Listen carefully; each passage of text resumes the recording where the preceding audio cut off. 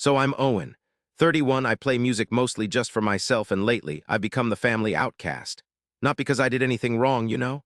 It's just that I keep to myself, don't play the game, don't try to impress everyone all the time. Growing up, I was always in the shadows. My cousins were the ones with all the awards, perfect everything, parents who practically managed their image. I was the quiet one, the one with the guitar. And honestly, I was fine with that. But this whole thing, this wedding thing, it totally changed everything. How I feel about them and how they feel about me, I guess. It all started around 6 months ago with an invite to my cousin Alyssa's wedding. Alyssa and I, never really close.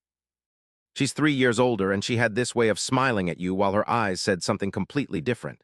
Still, family, right? She used to call me Owen the Oblivious. Remember, I once tried to give a toast at her sweet 16 about how nice she was as a kid. She cut me off with this fake cough and later told me I made it sound like she'd been raised in a convent. But whatever, family stuff, you know. The invite itself was weird. It came 2 weeks after everyone else got theirs. I only noticed because my cousin Jenna posted a picture of her RSVP on Instagram. It's happening. And the timestamp showed she got it 15 days before mine even showed up in the mailbox. I tried not to think about it. Maybe they forgot. Maybe they ran out of stamps. But deep down, something felt wrong. Even so, I RSVP'd.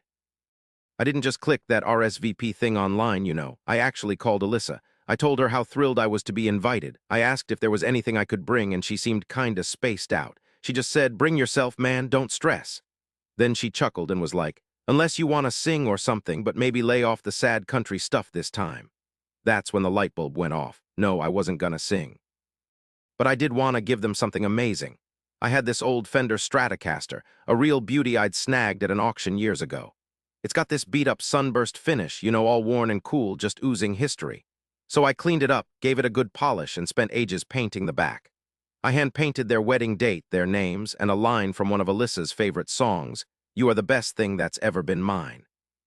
I even got 2 local musicians, guys who sometimes tour with bigger names, to sign it. I built a custom stand for it, put it in a plush velvet case, and I felt proud. For once, I figured maybe I wouldn't just be fading into the background. Maybe they'd actually notice me. The wedding was at this swanky country club outside of town. All white chairs, fancy ivy arches, a live harpist, the whole 9 yards. I wore my only decent suit, tucked the guitar safely in my car trunk, far from the gift table until the reception started. When I pulled up, the valet gave me this long, hard look, like my beat-up car had somehow wandered onto the wrong property. I handed him the keys, held my head high, and followed the signs to where everyone was. That's when I saw it. My name was scrawled in black marker on a folded piece of paper, shoved behind a pillar in the overflow area. It was printed out, laminated, and had a tiny gold arrow pointing to it like I was a lost suitcase. There were a few people already there. 2 of my exes. Yeah, both of them. My great-aunt, the one who got kicked out of bingo, and my childhood tormentor, Greg. Greg, who used to put his chewed gum in my guitar case back in middle school. I looked around, hoping I was in the wrong place, but nope.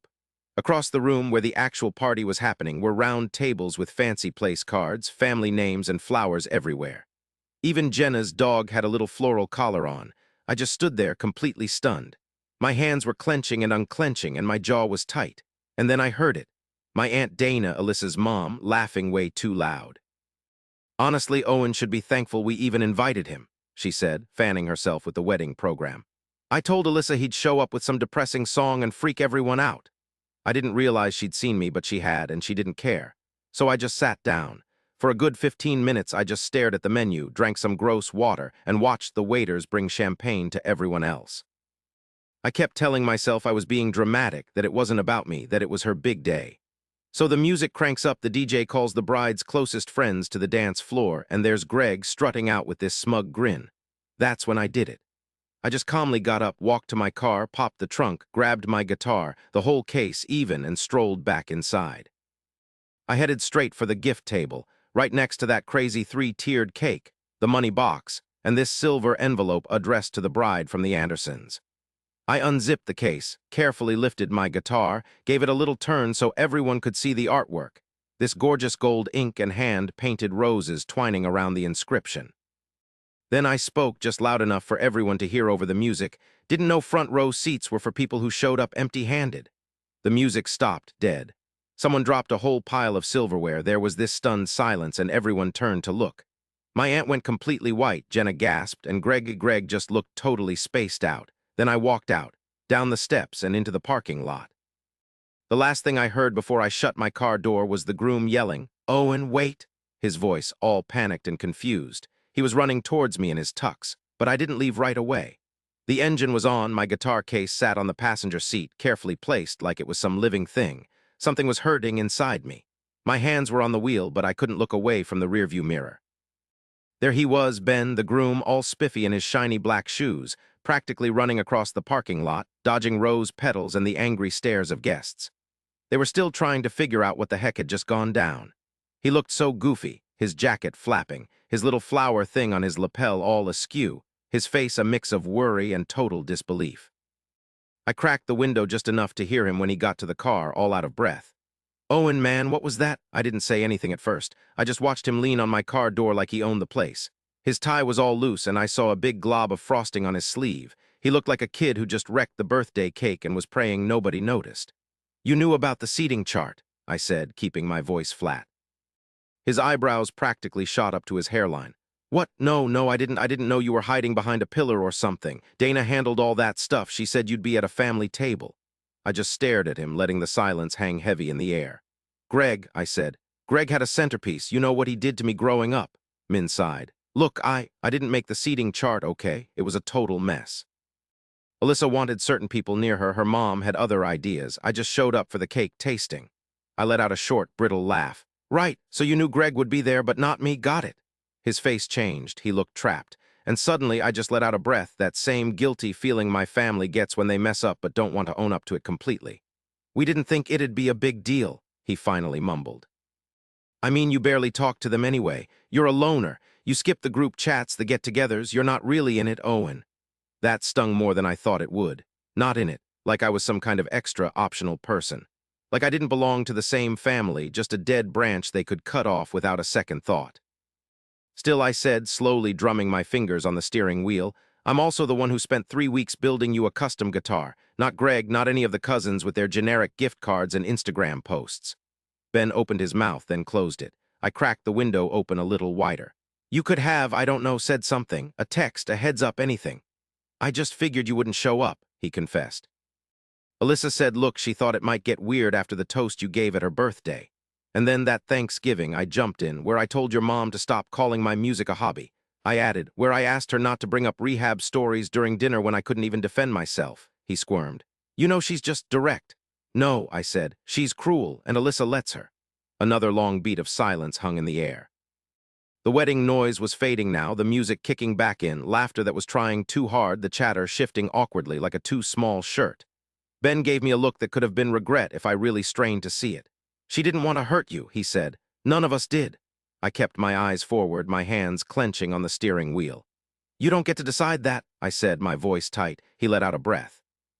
"Look, man, if you want to bring the guitar back inside, we can put the table back together. We can." "It's not about the table," I replied, my voice even and quiet.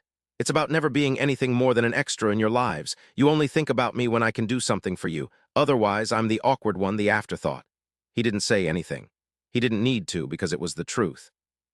I glanced at him one last time, standing there in the parking lot, sweat glistening on his forehead even though the air was cool, and I saw him finally get it, not all at once, but slowly, like a guy who missed the train he wanted to catch. I reached over, closed the guitar case, and put the car in gear.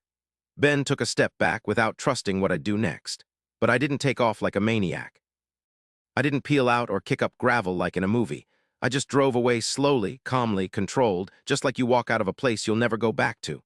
The last thing I saw in the rearview mirror was Ben turning back towards the party. His hands were shoved in his pockets, head down, like he was already practicing his story. Maybe for Alyssa, maybe Aunt Dana, maybe even just for himself. But I didn't care, because I wasn't going back. I had other plans, and they were already rolling. I didn't head straight home. Instead, I drove to my studio, this attic space above a bike shop I rent dirt cheap. It always smelled a little like old rubber and wood stain, but it's mine, you know, my safe place. The walls are plastered with all sorts of stuff. Those weird acoustic foam things, faded concert posters, and lyrics scribbled down during those sleepless nights when the quiet was deafening. I gently put my guitar on the workbench, like a buddy who got dragged into a fight he never asked for. I just stared at it for ages. All that work, all those hours. The lettering I painted, the gold leaf I painstakingly brushed on, the fretboard polished to a shine I wanted it to mean something, to be remembered, a little piece of me on someone's big day.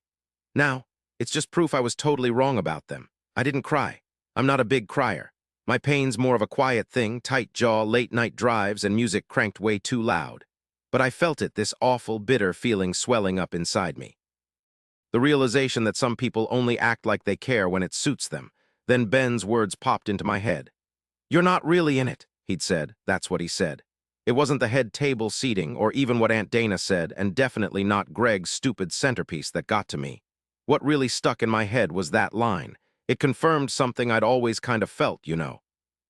And if I wasn't actually in it, then I didn't have to give a damn about them anymore. So that night I called in a favor. My buddy Caleb, he runs this local newsletter and stuff. It's like a digital community bulletin board. He does weddings, events, little exposés on corrupt city council members, and he highlights artists. I asked if he was still interested in that article he wanted to write about my instruments. He was all over it. Said yes right away, super excited. Perfect timing, I told him. I have a story to tell. Just needed a photographer. 3 days later, the article went live. It was titled, "When Art Isn't Enough, a Musician's Gift That Wasn't Good Enough for the Family Table." It had these amazing photos of the guitar, the hand-painted design, and a breakdown of the whole story. No names, of course, and a really moving piece about how we put our hearts into people who don't even look up. Caleb is awesome with words. He didn't make it seem petty, he made it feel powerful. But I wasn't done. They clearly thought I'd just fade away, and they didn't know me very well. Alyssa and Ben's honeymoon? It was a week-long cruise in the Mediterranean. I knew because my cousin Jenna was posting the whole thing on her Instagram story. So there I was, watching their fancy wedding pics online, champagne toasts on the balcony, cute towel animals, the works. All those perfectly posed photos, everyone smiling, tagged, and ready for Instagram. But if you looked really close in the background behind a giant flower thing, you could just barely make out me. A total blur behind a pillar. I actually took a screenshot. It's kind of pathetic, I know. Then I went to Etsy and ordered some glasses. They were engraved with guest number 27, a little jab at the whole seating chart disaster.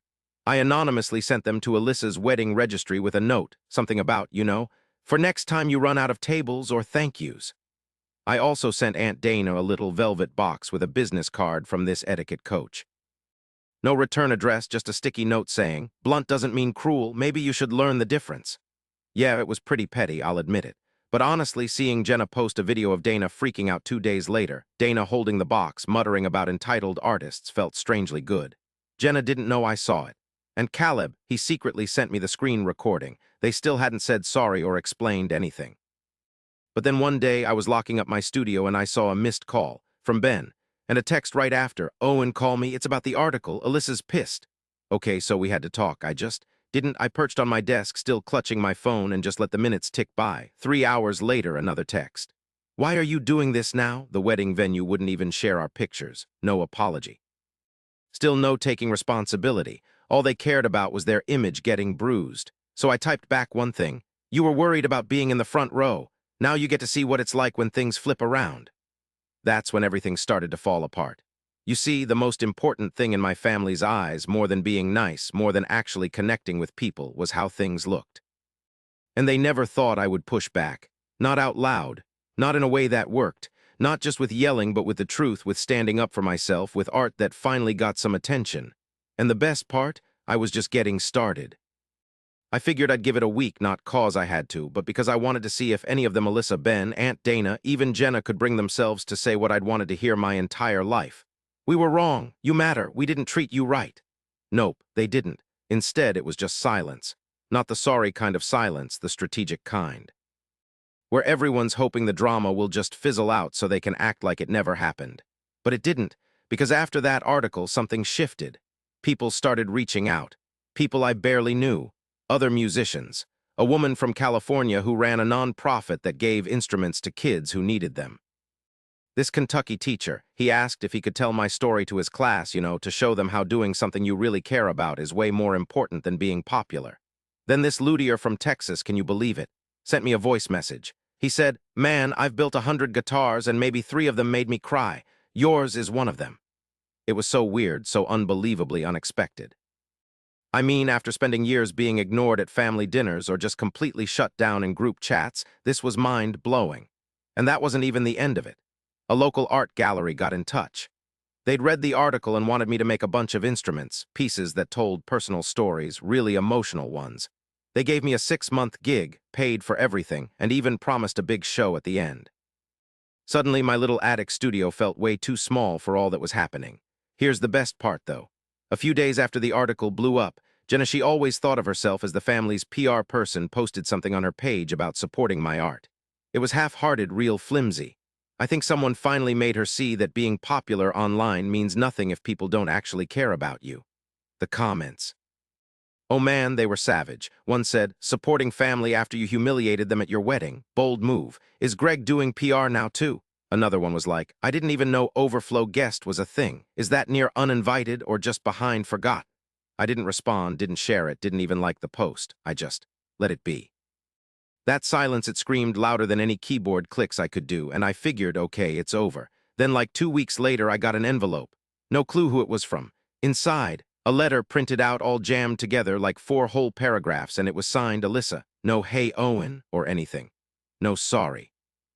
Just like a super long explanation about how everyone was feeling intense stuff, and her mom meant well, and it wasn't supposed to make me feel left out. Then came the kicker.